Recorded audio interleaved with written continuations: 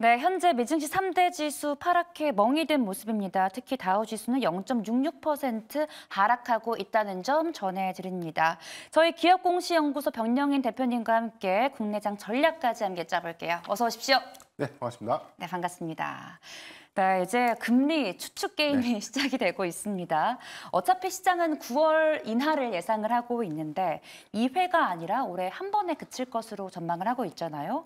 이번 FOMC 결과 이후 증시 흐름 어떻게 예상하고 계실까요?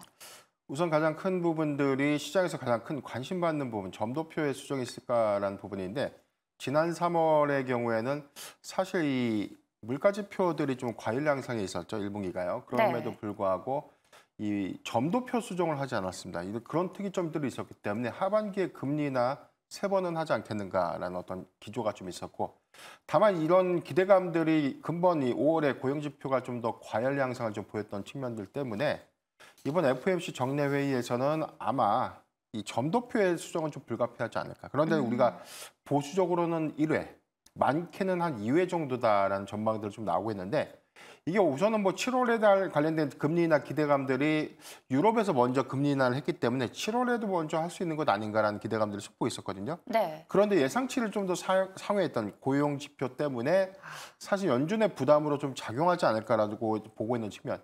다만 저는 이제 1회보다는 2회 가능성이 너무 크다라고 보고 있어요. 이 부분은 그래서 7월보다는 9월에 금리 인하 관련된 어떤 시그널들로 확인할 수 있고, 이 부분이 9월과 12월 2회에 걸쳐서 기준금리 0.25포인트의 인하가 좀 예상되지 않을까. 지금 관건은 5월 CPI인데 일단 뭐 시장 전망치에서는 뭐 헤드라인 CPI가 0.1% 정도 상승한 3.4%, 그리고 이 근원 CPI가 3.5%, 0.2%가 오를 것이다라고 좀 전망하고 있는데, 이게 큰 틀에서 보면 굉장히 좀 많이 올랐다라고 좀 보기는 어려워요. 다만 연준이 계속해서 좀 강조했던 2%대의 인플레이션을 진입한다면 금리 인하를 검토하겠다는 어떤 강경한 그런 기조 발언들이 계속되어 왔기 때문에 이번에도 사실 동결 가능성이 좀 더 커지는 것이 아닌가라는 부분들, 9월이죠. 이제 이 부분이 뭐 패드워치의 경우에도 전망을 좀 하고 있지만 유럽의 경우에 금리 인하를 먼저 진행했다는 점, 이런 점들은 좀 더 긍정적인 지표 안에서 그동안 이제 스탠스의 어떤 강경화가 조금은 완화될 수 있다. 그래서 오늘 뭐 블룸버그 통신의 경우에는 연준이 오히려 매파적 기조가 아니라 비둘기파적 기조로서 화답할 수 있다. 그 이유는 사실 이 금리 인하에 관련된 구체화된 일정들이 좀 제시될 수 있는 가능성이 크다는 관점에서는 우리가 수급의 어떤 역발상 관점에서의 관점, 이 부분은 우리가 주목해 볼 필요가 있지 않을까라고 보고 있습니다. 네, 그럼 이번에 FOMC 회의 결과에서 좀 말씀하신 것처럼 구체적인 결과가 나오면 시장 좀 좋게 움직일 수 있겠네요. 그렇죠. 만약에 우리가 금리 인하에 관련된 점도표 안 좋은 것도 다 알고 있고 고용지표도 과열됐고, 그래서 미국 연준의 경우에도 금리 인하에 관련된 시그널들이 쇠퇴할 수밖에 없다. 이런 부분들은 올해 뭐 상반기부터 우리가 귀에 뭐 너무나 박히게 사실 뭐 들었던 이야기들이기 때문에, 다만 이제 그 기조가 변화되지 못했던 점, 그런 부분을 우리가 좀 주목해봐야 되고, 유럽의 경우에는 기준금리 0.25포인트의 인하를 단행했지만 여기도 약간 금리 인하를 단행하고 나서 매파적 기조가 좀 나오고 있죠. 너무 섣부른 결정이 아니었냐. 그런 메시지들 좀 나오고 있는데, 전반적인 어떤 부분들이 지금 이 인플레이션 지표가 계속해서 좀 장기화가 된다면 여기서 동결 기조로 향후 뭐 1, 2년간을 더 간다? 이 부분도 부담이 될 수밖에 없거든요. 그렇다면 금리 인하에 관련된 구체적인 시그널들이 좀 명확해지는 시점이라면 오히려 시장이 안도하면서 수급이 좀 더 강하게 유입될 수 있는 환경으로 조성되지 않을까라고 좀 보고 있습니다. 네, 그렇게 돼서 빨리 외국인이 좀 세게 들어왔으면 좋겠습니다. 또 이어서 애플이 WWDC를 개최를 했습니다. 아이폰 시리에 이 챗 GPT를 심는다는 게 주된 내용이었는데 후발주자면서 나도 이거 한다라는 이야기로 가면서 시장에서 좀 겨우라는 반응이 나왔던 것 같아요. 그런데 또 애플이 개발자 회의를 최근 10번 중에서 또 8번 정도는 하고 나서 바로 또 빠지기도 했거든요. 이런 징크스인 건지 아니면 실망 매물인지 어떤 걸로 보세요, 혹시? 사실 평가는 하기 나름이다라고 저는 보고 있고, 지금 애플의 개발자 회의가 사실 뭐 이 내용이 없었다라고 좀 보기에는 어렵습니다.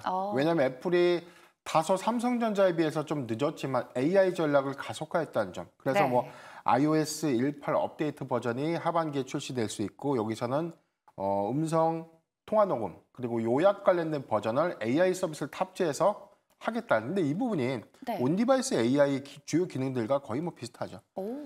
그래서 보면은 뭐 애플이 삼성전자가 출시했던 스펙과 그렇게 큰 차이가 없었기 때문에 네. 뭔가 더 다른 것들, 더 특화된 것들에 대한 요구 사항들이 네. 아마 시장의 어떤 기대치들을 좀 수반했는데 네. 이 부분이 좀 더 미흡했다라고 좀 보고 있지만 사실은 저는 세론 효과가 좀 컸다라고 좀 보고 있고 아. 다만 여기서 주목해 볼 포인트는 애플이 AI 전략을 가속화했다는 점. 이게 단기간 주가의 어떤 조정의 사유로 좀 작용을 했지만 상세적으로는 아이폰 차세대 어떤 이 모델의 AI 폰 전환이죠. 여기 출시 일정들이 좀 더 구체화되고 상세 스펙들이 좀 더 공개가 된다면 저는 충분한 수급 기대를 좀 반영될 수 있고 오히려 스마트폰 출하량이 다소 아이폰 1호 모델 이후에 좀 감소 요인이 좀 있었지만 오히려 아이폰 16 모델의 경우에는 네. 증가될 수 있기 때문에 크게는 글로벌 스마트폰 점유율 1위를 탈환할 수 있는 기회로도 좀 작용될 수 있다는 점은 긍정적으로 보고 있다. 그런 점 보겠습니다. 네, 시장의 반응은 좀 미온적이었지만 AI 전략을 좀 가속화했다는 점에서는 또 긍정적인 시선을 보내주셨습니다.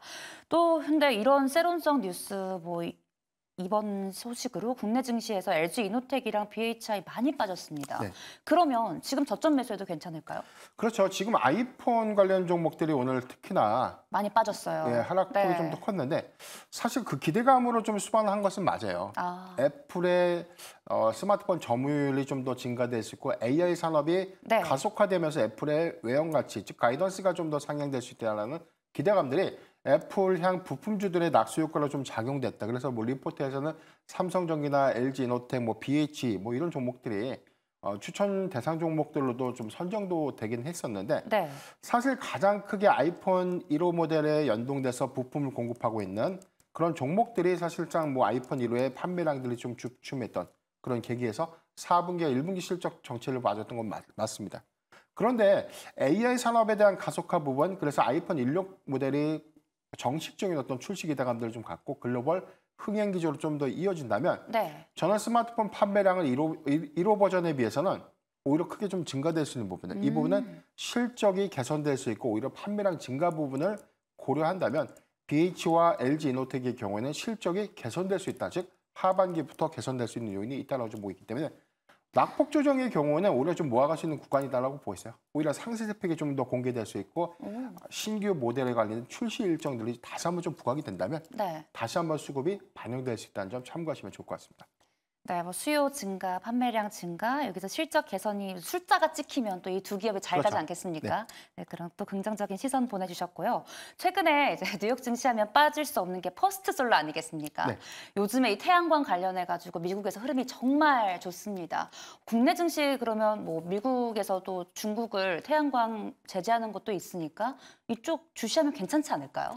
일단 뭐 단기적에서는 뭐 지금 뭐 중국산 태양광 모듈, 태양광 웨이퍼에 대해서 관세 부과가 되고 오히려 6월 6일자로 상계 관세가 유예됐던 조치들이 좀 더 만료가 되면 그러니까 6월 6일자부터는 고율의 관세가 좀 부과된다는 것이죠. 그렇죠, 그렇죠. 사실 그 이전까지 지금 뭐 국내 뭐 웨이퍼 업체라든가 이 모듈 업체가 이 실적이 어떤 조정 사유로 좀 작용했던 배경들이 사실 중국의 밀어내기 물량들이 굉장히 좀 크게 좀 증가됐던 요인들이 있었고 이 부분은 2분기 실적 기조까지에 관련된 우려감들로 좀 작용을 하겠지만 네. 하반기부터 분명히 다른 양상으로 좀 이어지지 않겠나.